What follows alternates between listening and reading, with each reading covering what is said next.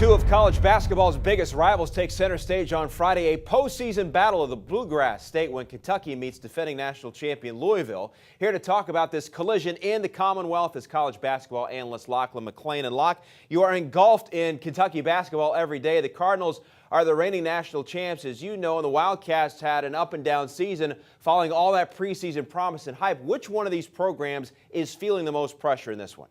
Yeah, and Ray, I mean, they are absolutely insane about this game down here. The last two national champs meeting, people cannot do, and no work is being done this week in Louisville, Kentucky. But I think the team that is the favorite is always more nervous. I mean, that was the case a couple years ago when they met in the Final Four. Kentucky always thinking about what do you have to lose. I think that's the position Louisville's in this year. They're the higher seed. They have the better record. They're supposed to win. Hence, I think they are more nervous because they have more on the line. One of our studio analysts, Tim Doyle, believes Montrezl Harrell and Luke Hancock are the X factors in this game. What can Kentucky do to shut them down and pull out the win? He's absolutely right. Montrezl Harrell is the single biggest key, most important on the player on the floor for both teams combined because Louisville has no backup at his position. And the key is he's got to stay on the floor. If Kentucky can get him in foul trouble early, that is a huge way to get him out. For Luke Hancock, he's been on a pretty decent roll, but if he misses his first couple shots, he gets a little tentative. So maybe the Cats need to really focus on him early, not go for the shot fake as much as they normally would.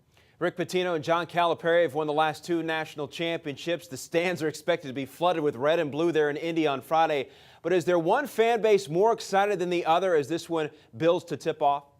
You know, normally Kentucky dominates every arena that they're in, but if you saw in St. Louis, Wichita State had more fans. I think a lot of UK fans had kind of given up on this season. They're starting to get back on board, but I think ultimately Louisville will have just a few more fans because they've been planning for this trip ever since the brackets were announced. The Cardinals knew they were going to be there. The Cat fans are just now figuring it out. Interesting take there. When this game is over, though, which team advances to the Elite Eight, Lach?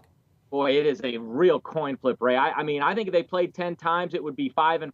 I'm going to go with Louisville in the end. I think they've got to hit outside shots, but I think they will. They're going to put 4 shooters on the floor, and one of those 4 has got to hit enough threes. I think the Cards in a squeaker. So who would the winner of this game you predict the Cardinals would rather see in the next game, Michigan or Tennessee?